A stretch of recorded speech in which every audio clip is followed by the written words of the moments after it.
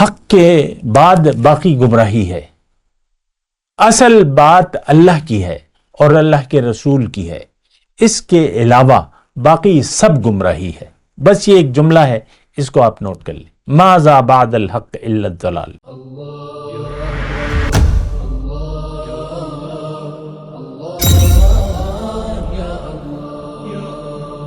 اعوذ باللہ من الشیطان الرجیم. بسم اللہ الرحمن الرحیم. اللہم صلی علی سیدنا محمد معدن الجود والکرم وآلہ وسلم.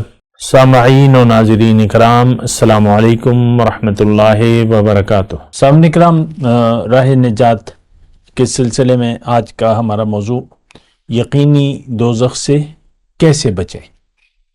دیکھیں، بہت آسان ہے وہ طریقہ جس کے ذریعے ہم سب دوزخ سے بچ سکتے ہیں اور جنت میں داخل ہو سکتے ہیں.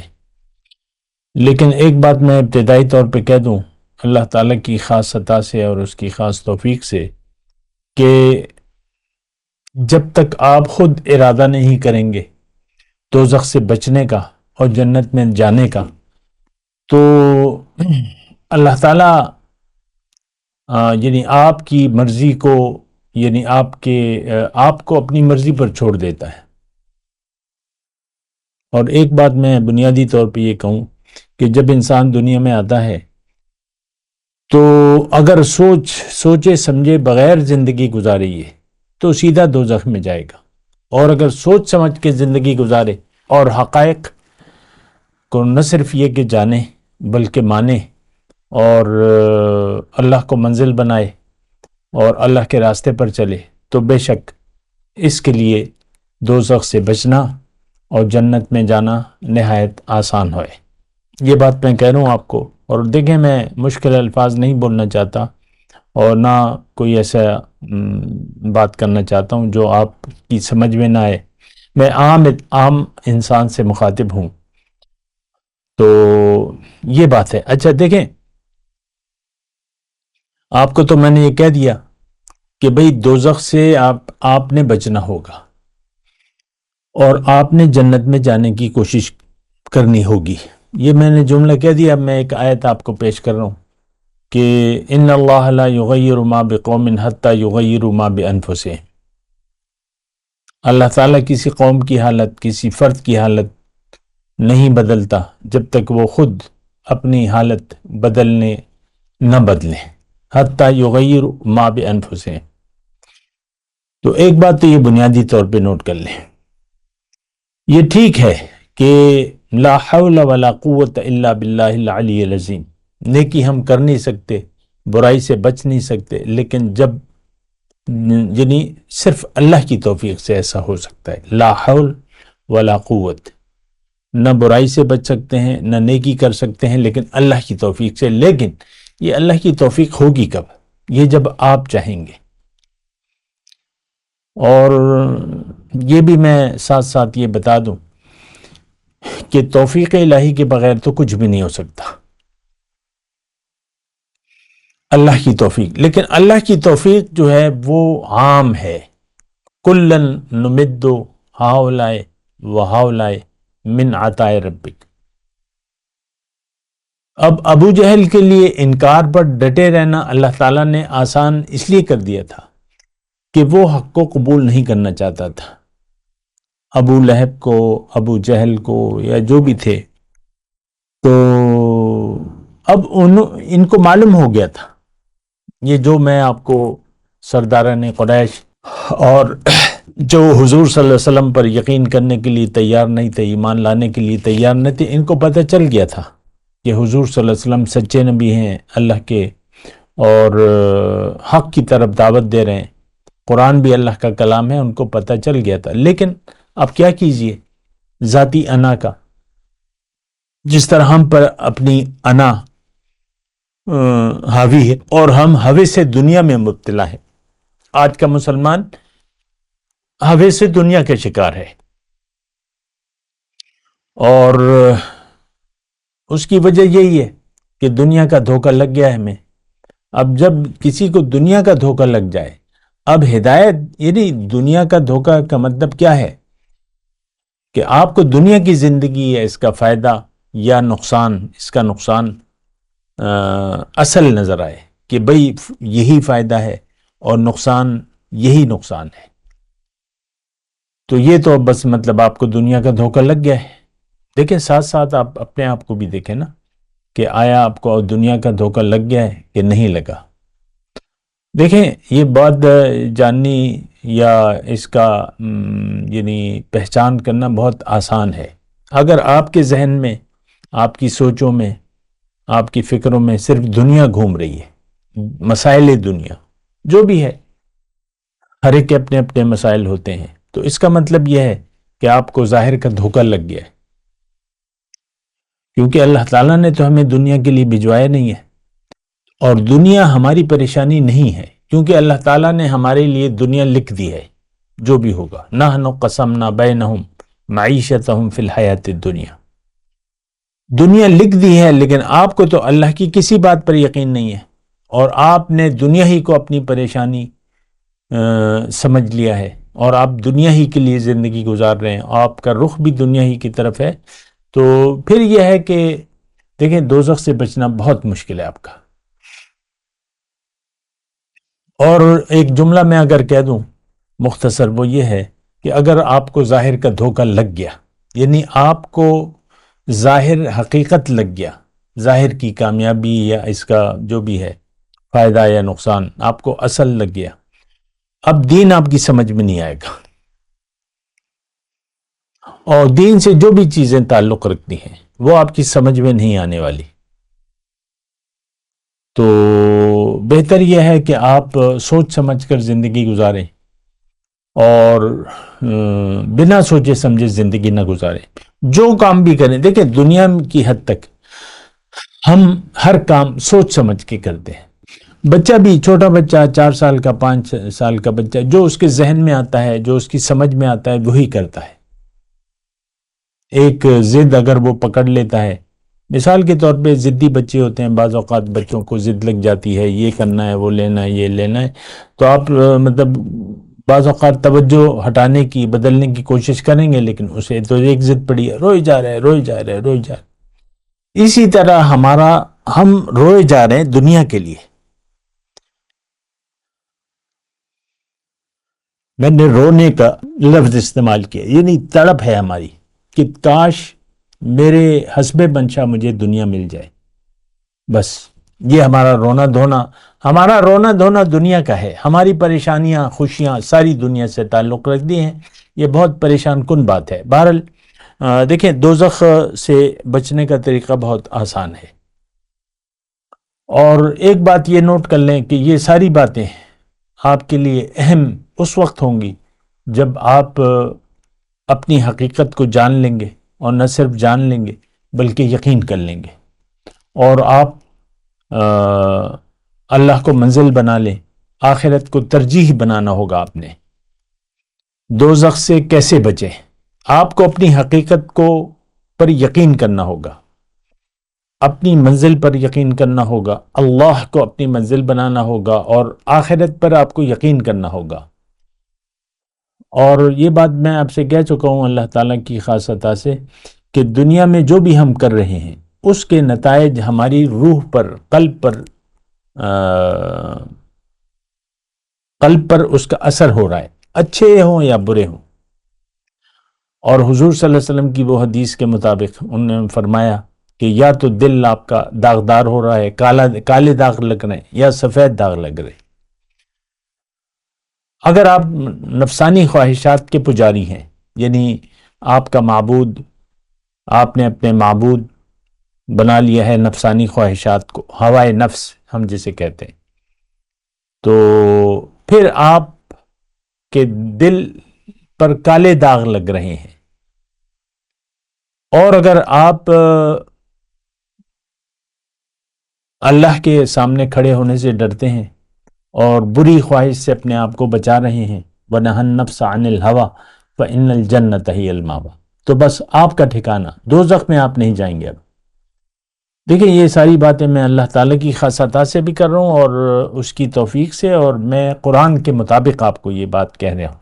وَأَمَّا مَنْ خَافَ مَقَامَ رَبِّهِ وَنَهَى النَّفْسَ عَنِ الْهَوَىٰ فإن الجنۃ ہی المأویٰ، جو اپنے رب کے سامنے کھڑے ہونے سے ڈرا اور اس نے اپنے آپ کو بچا لیا بری خواہش سے، ہوائے نفس، تو فإن الجنۃ ہی المأویٰ، یہ دوزخ میں نہیں جائے گا، اس کا ٹھکانہ اب جنت ہے۔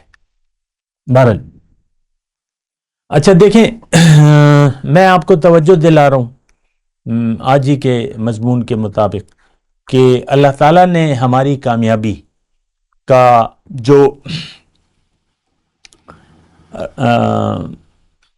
راز رکھ لیا ہے، راز رکھ دیا ہے، وہ کس بات میں ہے؟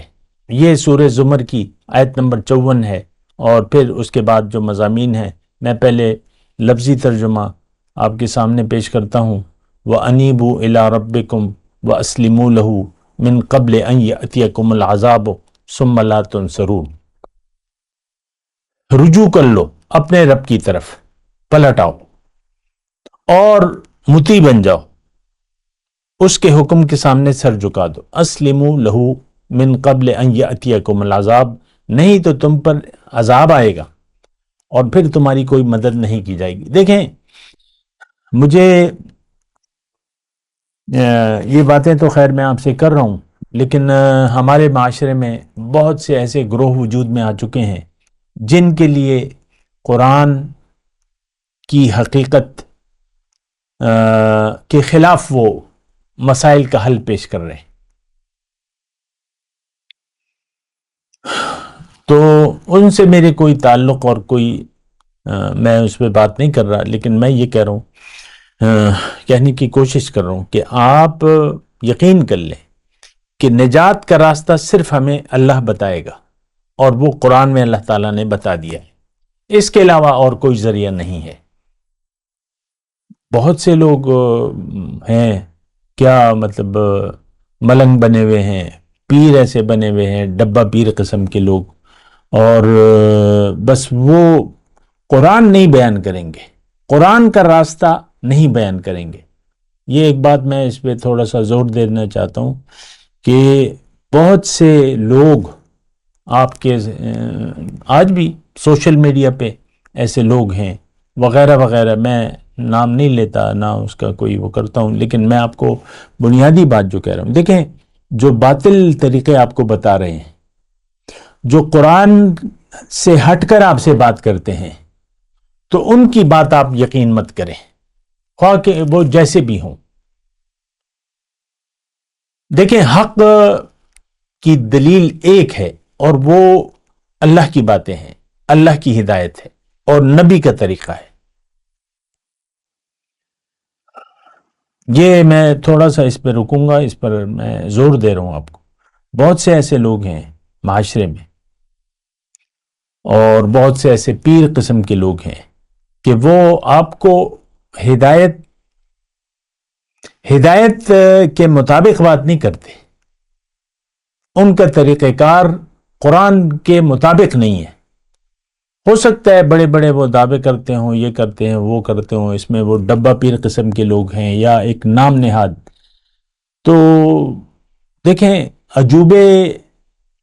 عجوبے جو ہیں وہ تو ہندو سادھو بھی آپ کو بتا سکتے ہیں، استدراج والے کہتے ہیں، وہ بھی آپ کو کر سکتے ہیں، جوگی ٹائپ کے لوگ جو مسلمان نہیں ہیں، جو ایسے ہیں۔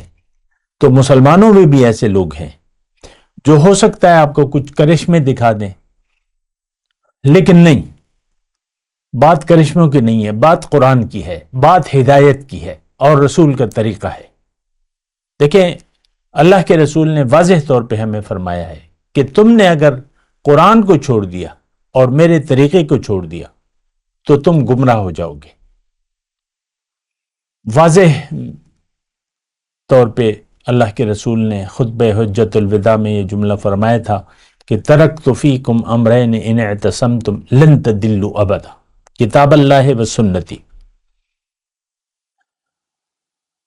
کہ دو چیزیں میں تم میں چھوڑ کے جا رہا ہوں۔ آپ پڑھ لیں خطبے کو، دو چیزیں میں چھوڑ کے جا رہا ہوں، اس کو اگر تم نے مضبوطی سے تھام لیا تو کبھی گمراہ نہیں ہوگے۔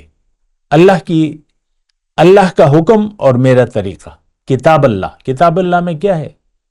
اللہ کا حکم ہے، اور طریقہ رسول اللہ کا، یہ تو دو چیزیں انتہائی ضروری ہیں۔ یہ ابھی میں جو بات کر رہا ہوں اس میں یعنی وضاحت آ رہی ہے، انشاءاللہ میں بات کروں گا آگے بھی۔ تو ایک بات تو یہ ہے، دیکھیں یہ آیت نمبر 54 جو میں نے آپ کو پڑھی، انیبو الی ربکم واسلموا لہ، بس پہلے رجوع اور پھر اللہ کے حکم کے سامنے سر جھکا دو۔ اب اس میں آپ مجھے بتائیے، دیکھیں قرآن ایک دوسرے کے رد نہیں ہو سکتا، نہ حدیث قرآن کا رد کر سکتا ہے۔ حدیث قرآن کے مطابق ہوگی، اور قرآن کے مطابق نہ ہو تو وہ حدیث ہم نہیں لیں گے۔ بس یہ ایک بات نوٹ کر لیں، قرآن یعنی قرآن کے مطابق اگر حدیث ہو، لوگوں نے گھڑی ہوئی حدیثیں، لیکن ہم اسے قبول نہیں کریں گے۔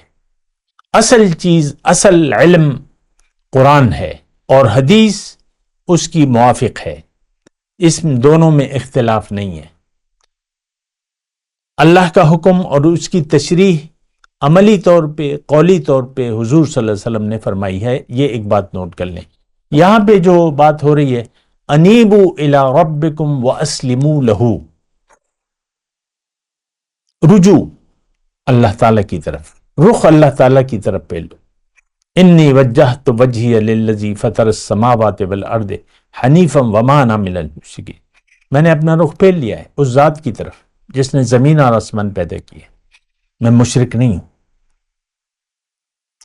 تو پہلے تو دیکھیں، یہ بات نوٹ کر لیں، پہلے تو نیت بنانی ہے۔ ہم لوگوں کی تو نیت خراب ہو گئی ہے، دنیا میں رہنے کی ہماری نیت خراب ہو گئی ہے، ہماری نیت دنیا کی بن گئی ہے۔ مسلم امت کی نیت اس وقت دنیا ہے۔ دیکھ لیں، انتہائی غریب اور انتہائی مالدار اور اس کے مابین جو بھی کیٹیگریز ہیں، سب کی نیت دنیا ہے۔ گلی میں جو خاکروب جھاڑو دے رہا ہے ہماری گلی میں، اور جو ملک کا وزیر اعظم ہے، تو اور اس کے مابین جتنے بھی کیٹیگریز ہیں، سب کی دنیا میں نیت گزارنا کی نیت خراب ہو گئی ہے، دنیا کو نیت بنا لی ہے ہم نے۔ یہ مختصر بات ہے لیکن آپ اس پر سوچیں، اور میں تو دیکھیں آپ سے ذاتی طور پہ مخاطب ہوں، آپ اپنے متعلق سوچیں، آپ نے کیا ذہن بنا لیا ہے؟ دولت، عزت، شہرت، زن، زر، زمین، دنیا اور ہائے دنیا اور ہائے دنیا، آپ نہ بھی کہیں۔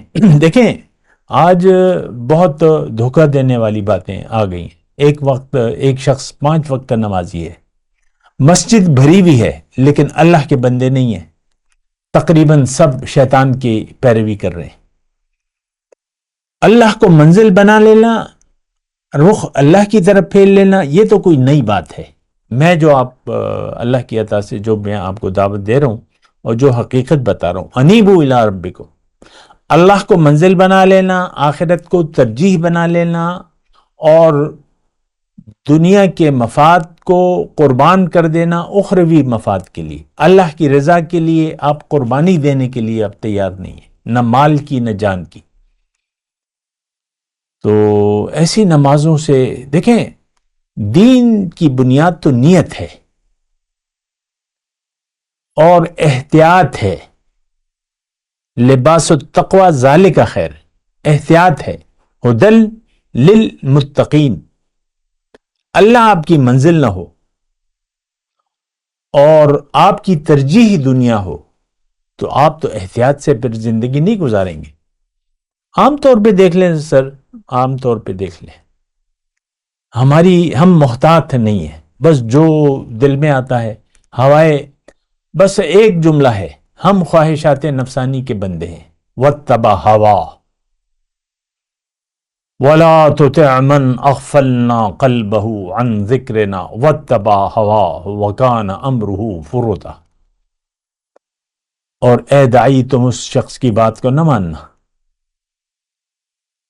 جس کا دل میری یاد سے غافل ہے۔ تھوڑی توجہ کی، دل میری یاد سے غافل ہے اور یہ مرضی سے اپنی مرضی زندگی گزار رہے واتبع ہواہ۔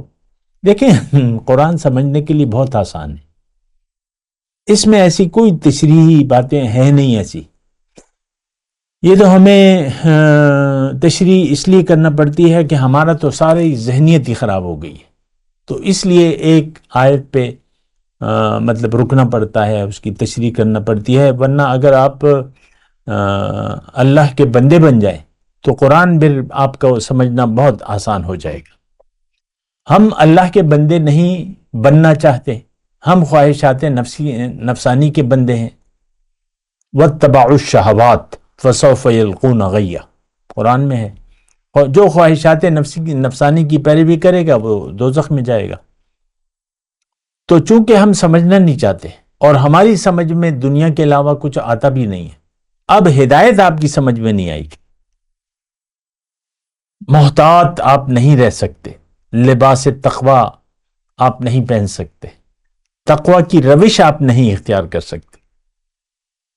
تقوی کی روش تو اس کا مطالبہ 24 گھنٹے ہے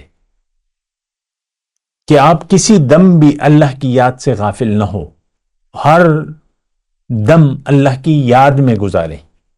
تو بہرحال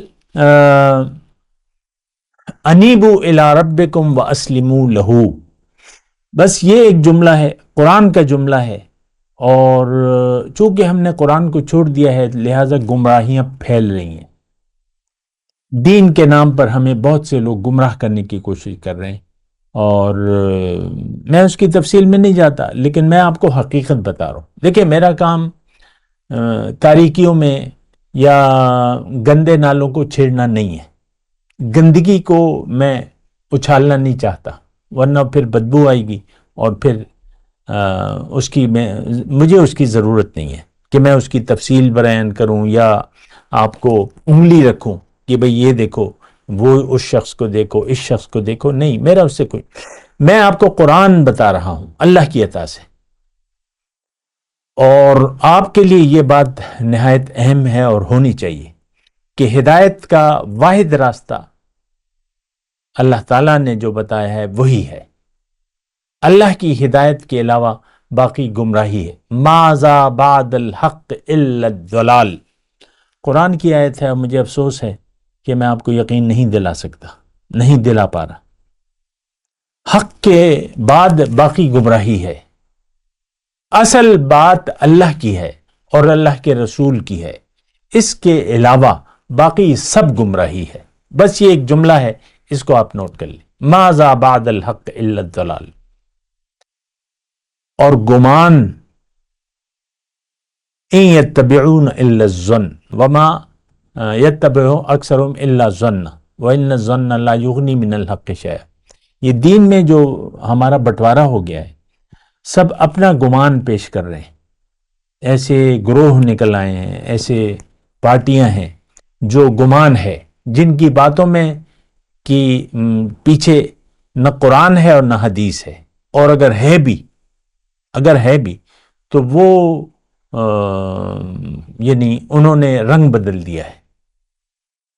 بہرحال وَأَنِيبُوا إِلَىٰ رَبِّكُمْ، اپنے رب کی طرف رجوع کر لو، پلٹ آؤ اور اس کے حکم کے سامنے سر جھکا دو۔ دیکھیں یہ مختصر بات ہے، بس نہیں کرو گے، رب کی طرف رجوع نہیں کرو گے اور اس کے حکم کے سامنے سر نہیں جھکاؤ گے تو ایسا عذاب آئے گا جس سے چھٹکارا تمہیں مشکل ہوگا، تم پھر اللہ کے عذاب سے چھوٹ نہیں سکتے۔ من قبل، دیکھیں یہ آیت بڑی واضح ہے، وَأَنِيبُوا إِلَىٰ رَبِّكُمْ وَأَسْلِمُوا لَهُ من قبل ان يأتيكم العذاب، اس سے پہلے کہ تم پر عذاب آ جائے اور تمہاری امداد کوئی بھی نہ کر سکے، اس سے پہلے تم اللہ کی طرف رجوع کر لو اور اس کے حکم کے سامنے سر جھکا دو تاکہ تمہاری مدد کی جائے۔ دیکھیں اللہ تعالی ہی مددگار ہے ہمارا۔ ان ینصرکم اللہ فلا غالب لکم وان یخذلکم فمن ذا الذی ینصرکم من بعدہ، اگر اللہ تعالیٰ تمہاری مدد کرے تو تم پر کوئی غالب نہیں آ سکتا، اور اگر وہ تمہیں ذلیل کر دے تمہارا ساتھ چھوڑ دے تو کون ہے جو اس کے مقابلے میں تمہاری مدد کرے گا؟ تو اچھا، اب پھر آگے کی جو آیت ہے، وَاتَّبِعُوا أَحْسَنَ مَا أُنزِلَ إِلَيْكُم مِّن رَّبِّكُم، اور تم پیروی اختیار کر لو اپنی رب کی بھیجی ہوئی کتاب کے بہترین پہلو کی پیروی کرو، اس سے پہلے تم پر عذاب آ جائے اچانک، اور وَأَنتُمْ لَا تَشْعُرُونَ، اور تم کو اس کی خبر بھی نہ ہو۔ یہ یعنی وہی آیت ہے، اس کا تسلسل ہے کہ تمہیں اب کرنا کیا ہے، کہ تمہیں قرآن کے اچھے، یعنی جن چیزوں کی طرف اللہ تعالیٰ تمہیں حکم دے رہا ہے اس کی تم پیروی کرو۔ احسن ما انزل الیکم من ربکم، تھوڑا سا اس میں وہ تفسیری نکتہ ہے کہ قرآن تو سبھی یعنی ہدایت ہے اور اچھا ہے، لیکن اس میں مطلب تھوڑی سی تفصیل یہ ہے کہ وَاتَّبِعُوا أَحْسَنَ مَا، بہترین پہلو کی پیروی کرو۔ اب دیکھیں، بعض باتیں کرنے کا اللہ تعالیٰ نے ہمیں حکم دیا ہے اور بعض باتوں سے ہمیں روکا ہے، ٹھیک ہے؟ اسی طرح رسول نے ہمیں وہ قرآن کی آیت ہے، ما آتاکم الرسول فخذوہ وما نہاکم عنہ فانتہوا، جو تمہیں رسول دے دے اس کو لے لو، جس سے روکے اس سے رک جاؤ۔ بس یہی یعنی یہ آیت اسی کی تشریح ہے کہ جن کاموں کو اللہ تعالیٰ نے برا کہا ہے اور منع فرمایا ہے، تو تم اگر ہم اس کی پیروی کریں گے تو آپ کتاب کے جو باتیں جن سے روکا ہے اللہ، تو آپ ان کی پیروی شروع کر دیں۔ اور سامعین کرام، حقیقت یہ ہے کہ آج کا مسلمان وہ کام کر رہا ہے جس سے اللہ تعالیٰ نے ہمیں منع فرمایا ہے۔ مثال کے طور پہ اللہ تعالیٰ نے ہمیں حکم دیا ہے وَقَضَىٰ رَبُّكَ أَلَّا تَعْبُدُوا إِلَّا إِيَّاهُ، یہ تمہارے رب کا قطعی فیصلہ ہے کہ تم اس کے علاوہ کسی کی عبادت مت کرو، کسی کا کہنا نہ مانو، کسی کے حکم کے سامنے سر مت جھکاؤ اللہ کے حکم کے مقابلے میں۔ تو یہ رب کا حکم ہے، اللہ تعالیٰ نے ہمیں روکا ہے کہ غیر کے حکم کے سامنے سر نہ جھکاؤ، خواہشات نفسانی کی پیروی نہ کرو۔ لیکن آج تمام امت متفق ہے کہ ہم نے اپنی مرضی سے زندگی گزارنی ہے، ہم نے اللہ کی مرضی سے زندگی نہیں گزاریں گے۔ تو یہ تو اللہ تعالیٰ نے اس سے روکا ہے۔ اللہ تعالیٰ فرما رہا ہے وَاتَّبِعُوا أَحْسَنَ مَا أُنزِلَ إِلَيْكُم مِّن رَّبِّكُم، تم پیروی کرو اپنے رب کی بھیجی ہوئی کتاب کے بہترین پہلو کی، یعنی جن کاموں کو کرنے کا حکم دیا ہے، نہ کہ یہ جن کاموں سے روکا ہے تم اس کی پیروی کرو۔ اگر تم ایسا نہیں کرو گے تو تم پر عذاب ایسے حالت میں آئے گا تمہیں پتہ بھی نہیں چلے گا۔ تو بہرحال ابھی آج کے جو سبق میں یعنی اتنا ہی میں نے بیان کیا ہے، اور تھوڑی سی اس میں بات چیت رہتی ہے، تو انشاءاللہ اگلے سبق میں اس پر بات کریں گے۔ وآخر دعوانا ان الحمدللہ رب العالمین، والسلام علیکم ورحمۃ اللہ وبرکاتہ۔ مولایا صلی وسلم دائما ابدا على حبیبک خیر الخلق کلہم۔